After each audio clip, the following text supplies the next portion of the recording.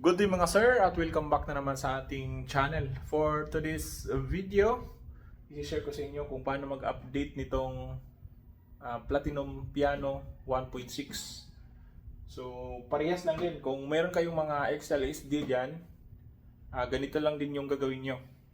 So tingnan nyo naman, na-update na natin to. Pero papakita ko sa inyo rin paano ko to ginawa. So napakaganda na yung update nila ngayon, yung PK Audio na tinatawag nila yung Platinum na yellow na yung nila. So ito pala yung luma is red pala yung nila, no. Ito. Ngayon yung yellow na logo, at ang PK Audio is Platinum Karaoke Audio, at yun yung pina-enhance na nila yung nila tunog, pinaganda na daw. So yun yung nabasa ko sa online. Tapos yun, tingnan nyo naman yung screen nya.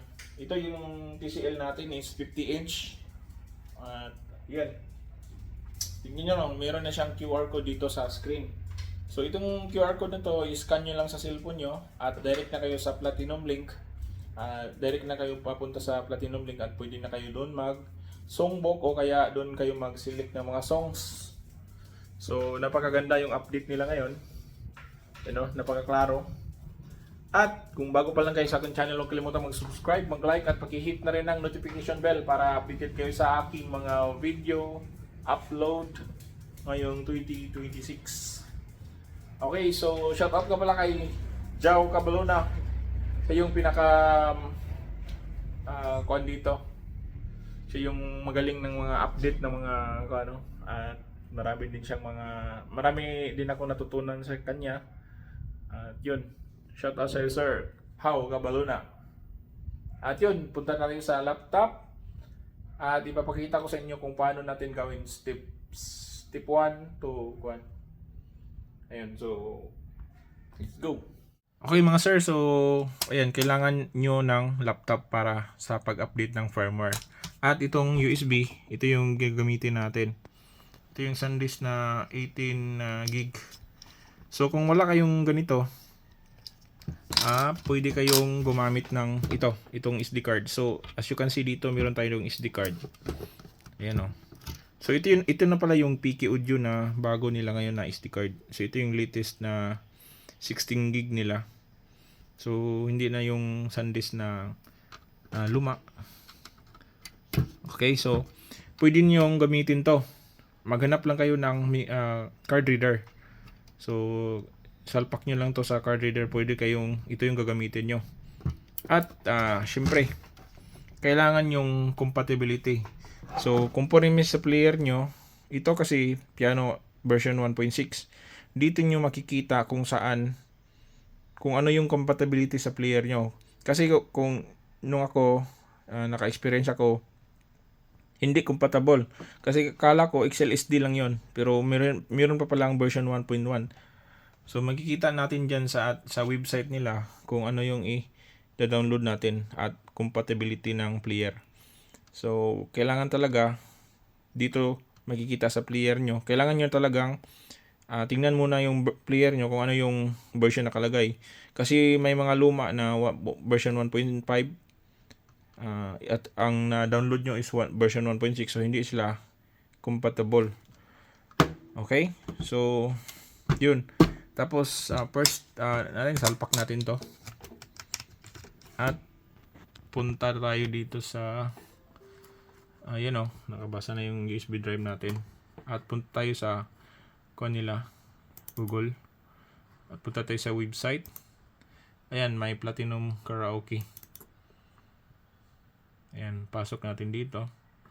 So makikita nyo dito, ayan dito. So wala siyang firmware update nakalagay dito kasi ito song update lang to song update at authentication, update file. So ang ginawa ko na lang is diretso na lang ako dito mag-search firmware update. Okay, firmware lang yung nyo. Ayan, makikita natin yung firmware update natin dito. Okay, so as you can see dito, Ayan o. Ito yung mga player. So, ito, major one. Dito tayo sa ako, ano. Kasi ito, naka-experience ako dito. XLSD. XLSD yung na-download ko. Pero yung player pala is version 1.1. So, akala ko hindi ko siya. Akala ko may mali ako. May mali nga, pero dito ako nag-download eh. XLSD. So, ito yung pinakabago nila. Around mga as of 2023. Hindi ako sure ko. Comment lang down below kung ano yung kuan. Tapos ito, meron din siya sa piano. Piano 1.6 at saka piano 1.5. So, kailangan nyo talagang tingnan kung ano yung compatibility nila. At yan o, dito sa piano pala, may nakikita kayo dito na new CPU piano. So, kung 1.6 na ito. Kung ang player nyo pala is hindi yellow, pula pala yung kuan nila. Pula pa yung logo nito. Dito kayo sa January 2026 na ito. Hindi nyo to i-download Huwag nyo i-download tong new CPU sa piano dito sa taas. Kasi ito yung piano nila na latest na kuan. Na yung yellow na yung logo. Yun. So dito rin sa kuan XLSD. Ayan o, XLSD tayo. Wala. Tapos XLSD version 1.1. Ayan o, new CPU nakalagay. So kung pag yung kuan nyo, yung player nyo is yellow na, ito yung na-download nyo. So ito yung compatibility nya. Ayan o. So yun, download natin yung 1.6 ito. Naka-zip files to. At i-extract natin to. Download natin yan. So makikita natin yan sa download. Yan. So tingnan natin sa dito. Sa PC natin. Download. Okay, so ito. So right click lang natin yan. So ito yung 1.6 no. Right click natin yan. Tapos i-extract files natin. Ayan. Extract files. So, okay natin. Nga pala, bago natin ikuan to. So, kailangan walang laman yung, mas maganda walang laman yung kuan nyo, no? Walang laman na update firmware yung, firmware yung USB nyo. Kasi kung meron kayong, halimbawa, meron ito. Ito, hindi pa natin walang laman to, di ba? So, meron kayo ditong XLSD at saka piano 1.6. Huwag nyong ilagay. Huwag nyong ilagay. Baka ma-break yung kuan nyo, yung player nyo. Baka masira. Hindi na siya kung sa Bisayan, mabubuang. Yan. So, kailangan walang laman. Mas maganda walang laman para iwas aberya. At, yun. Tapos, nakakuha na to. Ito yung files na kuan no. Ito yung na-download natin. So, send lang natin yan. So, sa FAT32 nga pala, nakalimutan ko. Ito, i-click nyo lang yung kuan nyo, USB. Tapos, right click. May nakikita kayong format dyan, no? Format. Ito kasi na-format ko na to. Ayan. So, pag FAT32, ito yung ibig sabihin na FAT32. Doon sa manual, meron kasing manual din to kung paano mag-download. Makikita nyo sa Platinum yan, kahit sa Google, i-google nyo. Makikita nyo yan. Tapos yun, ito FAT32 yung pipiliin natin. So kung wala rin kayo, hindi yung USB nyo, hindi pa naka FAT32, ito yung gawin nyo. Okay, so na-con ko na to, i-start nyo lang. Yan, so hindi ko na gagalawin yan kasi naka FAT32 naman yung USB ko. Okay, so yun. Tapos i-send lang natin to. Send natin sa USB. Okay, so na-extract natin at send na natin sa ating USB. Nalagay natin, tingnan natin. I-check natin kung meron na. Ayan, meron na siya. So, eject lang natin at puntahan natin dun sa player. Okay? Okay mga sir, so ayun, dito na tayo sa TV, no? Balikan na natin. So, inuulit ko, itong player na to is na-update ko na. At ipapakita ko lang sa inyo kung paano mag-update. Okay, so ayun, kailangan lang natin tong i-on. I-on muna natin to bago natin isalpak tong USB na nakalagay na yung ating updated na firmware. Okay, so ayan, naka-on na yan. So, salpak natin to dito.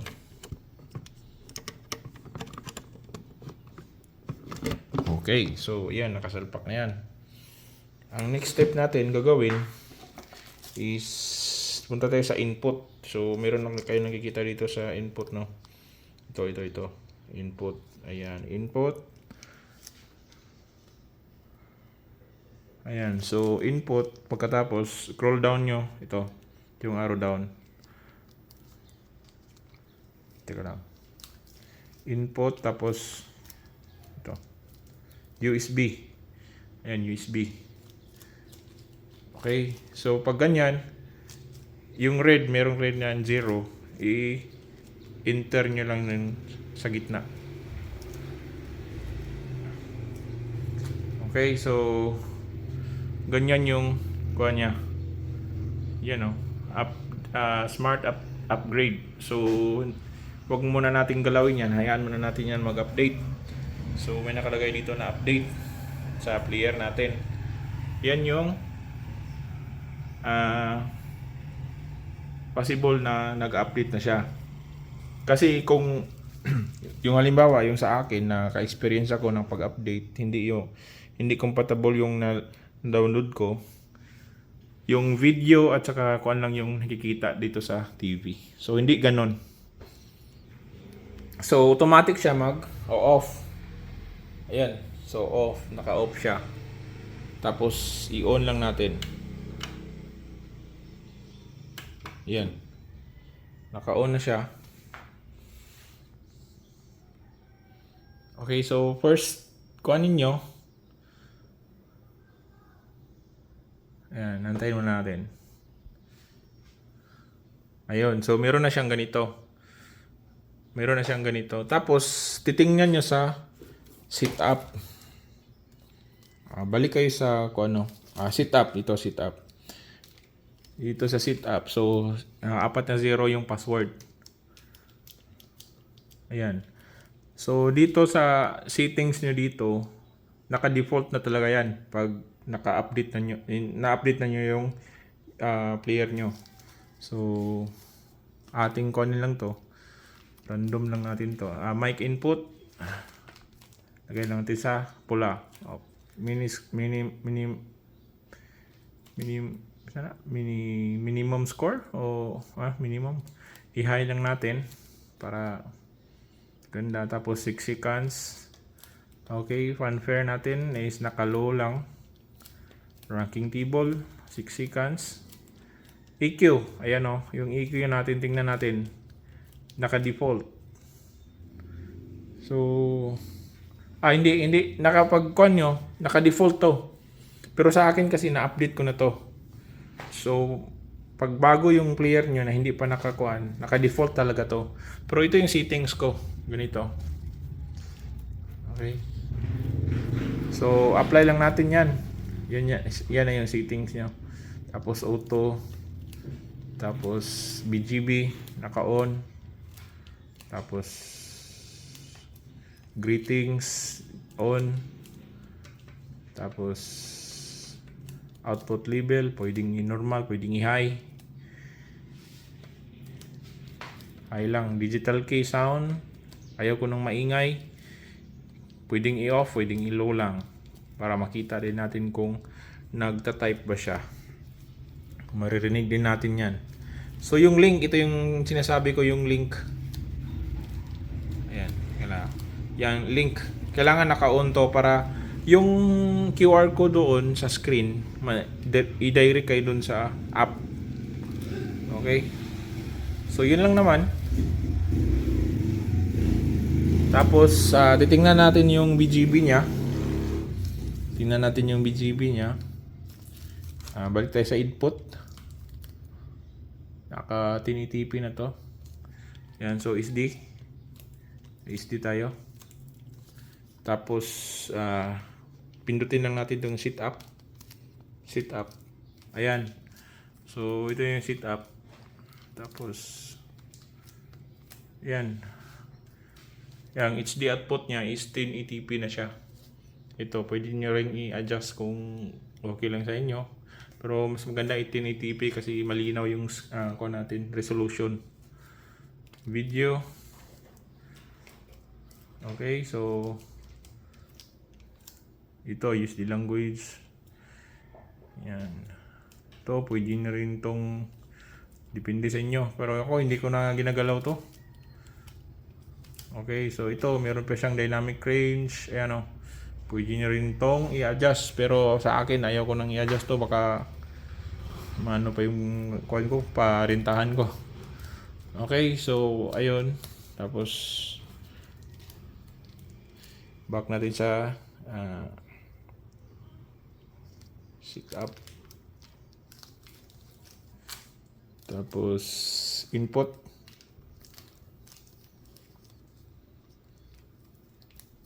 Piliin natin yung karaoke para babalik tayo sa karaoke. Okay, so antayin lang natin. Alright, so ayan. Okay, so yun lang. Naka-update na yung firmware nyo at naka-enhance na yung mga kuan nito. Napagaganda na yung update ng firmware ng PK Audio o yung Platinum Karaoke Audio. So hanggang dito lang mga sir. At naway na may natutunan kayo sa aking upload. See you on my next vlog. Thank you.